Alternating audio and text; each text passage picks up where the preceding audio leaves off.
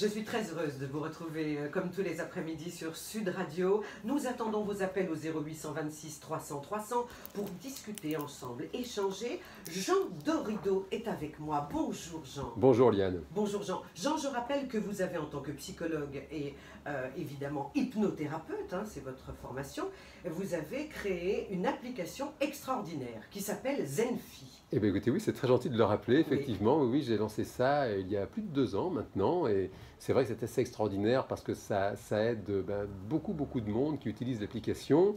Et on a dépassé les 2 millions de séances qui ont été effectuées avec l'application. Ça fait plaisir. Zenfi, c'est Z-E-N-F-I-E. Oui, c'est ça. Comme un selfie, mais c'est comme Zenfi. Vous avez compris exactement le principe, l'esprit de la chose. C'est vrai qu'on parle beaucoup de méditation, de pleine conscience aujourd'hui. C'est pas toujours facile de s'y mettre. Et c'est vrai qu'en téléchargeant l'application sur son smartphone, sa tablette, eh bien, il y a une aide, hein, c'est moi qui parle, et qui explique comment faire pour méditer. Et c'est vrai que ça fait le plus grand bien. Peut-être d'ailleurs, on en parlera cet après-midi. On va en parler de toute façon. Et moi, j'en profite parce que quand on aura la prochaine pause, moi, je vais rentrer cette application devant vous. Comme ça, moi, je l'aurai. Et on dira aussi à tous les éditeurs qui, aujourd'hui, qui rentrent 2 applications. Ils rentrent Zenfi et ils rentrent Sud Radio sur tout leur portable. Exactement, parce partout. Parce qu'on peut nous écouter partout quand on a le Wi-Fi, la Wi-Fi, et qu'on peut avoir ça sur notre téléphone. Voilà. C'est une bonne idée. Ça, c'est fait. Alors donc aujourd'hui, c'est un thème quand même très délicat. Nous allons parler de la colère et du pardon. C'est pas facile. Ouais. Ça ne doit pas être facile pour vous en tout cas. Non, c'est pas facile. Disons que la colère, ça fait partie des émotions dites de base. Hein. Oui. Vous savez qu'on a on a quelques émotions comme ça, dites primaires, hein, qui sont vraiment communes à, je dirais, à tout le genre animal. Et ce qui est parfois difficile, problématique avec les émotions, c'est que c'est quelque chose qui est régi par vraiment le système automatique chez nous. Donc on ne peut pas contrôler ces émotions. On ne peut pas refuser d'être en colère, comme on ne peut pas refuser d'avoir peur, par exemple. C'est quelque chose qui sort de nous. Et c'est vrai que parfois, ce n'est pas facile de faire de la place juste à la... Voilà, c'est quelque chose qui est compliqué, de trouver la juste place pour la colère.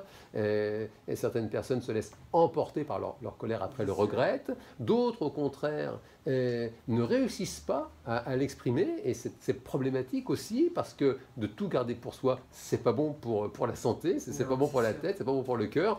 Donc c'est vrai que ça peut être intéressant de revenir sur les différents moyens qu'il existe. Chacun fait ce qu'il peut, chacun fait de son mieux. Toutefois, voilà, il peut y avoir des pistes pour réussir à retrouver le chemin de la paix, disons. Alors la colère, c'est un vase communicant avec le pardon, ça va de pair, ça va ensemble? Disons qu'une façon de sortir de la colère, de prendre le chemin de la sortie, c'est effectivement d'apprendre à pardonner. Ce n'est pas toujours facile.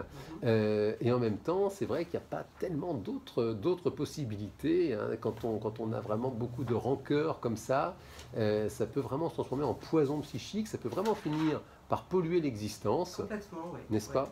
Et donc c'est vrai que de réussir à pardonner, et ça pose bien sûr la question, qu'est-ce que c'est vraiment que de pardonner? Pardonner ne veut pas dire oublier, c'est important de garder bien sûr le souvenir de ce qui s'est passé, et en même temps, c'est en réalité ce qu'il est important de rappeler aux personnes qui nous écoutent, qui peut-être se sentiraient concernées par le sujet, c'est qu'il faut être un peu égoïste sur le sujet, c'est bon de se souvenir qu'on pardonne avant tout pour soi, c'est pour se libérer, c'est pour se faire du bien, parce qu'en réalité, nous sommes la première personne punie lorsque l'on ne réussit pas à pardonner, lorsqu'on ne réussit pas à tourner la page, eh bien on se punit soi-même parce qu'on reste dans le tourment de la colère. Et pardonner à quelqu'un qui peut-être nous a effectivement blessés ou même fait beaucoup de mal, c'est avant tout pour soi qu'on le fait, c'est pour se libérer de ce tourment et effectivement retrouver la paix, ça fait du bien. Oui, absolument. Et puis après, eh bien, tout est différent parce que colère et pardon, ça dépend aussi encore dans quelle situation. Ça peut être familial, amoureux, enfin le travail, enfin c'est tout, non? C'est tout mélangé. Disons que les occasions de se mettre en colère, hélas, sont quand même assez nombreuses. Hein. Tous les jours, tous les jours, hein, on est 7 milliards sur Terre. L'injustice, le sentiment d'injustice. Il faut beaucoup d'humilité aussi pour pardonner, non? Il faut de la sagesse et de l'humilité. C'est une bonne question que vous posez, Liane. C'est vrai, quels sont les ingrédients nécessaires au pardon? Est-ce qu'il faut de l'humilité? Oui, sans doute ça peut aider parce que pardonner finalement à quelqu'un d'autre, c'est aussi accepter que l'on est soi-même faillible. Et effectivement, oui, c'est je se souviens. Alors, comme vous le rappeliez très justement à l'instant, ça dépend des situations. Maintenant, lorsqu'il s'agit de choses, allez, on va dire entre guillemets, pas trop graves, l'humilité peut aider au pardon dans la mesure où ça permet de se souvenir que peut-être nous-mêmes, on est capable parfois de mettre quelqu'un en colère parce qu'on n'a pas été correct. Et ça peut aider effectivement à pardonner à son prochain. Et c'est pour ça que nous sommes avec vous aujourd'hui. Nous avons un thème extraordinaire, la colère, le pardon. Et nous sommes à 0826 300 300. Je suis avec Jean Dorido.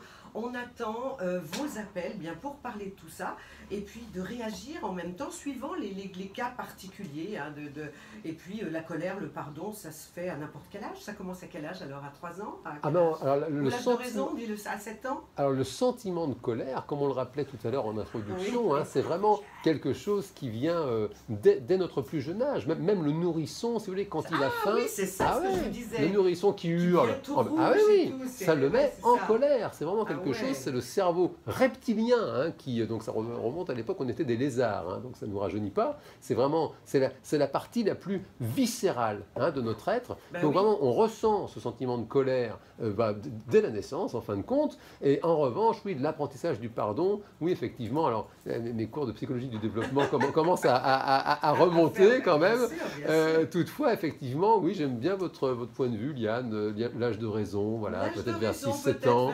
On alors commence de 7 déjà à à tenir ça. 77 ans, on prend son téléphone et on appelle le 0826 300 300, ça c'est très simple. Et puis on attend vos appels et on parle aujourd'hui de la colère et du pardon et on se retrouve dans quelques instants. Avec plaisir.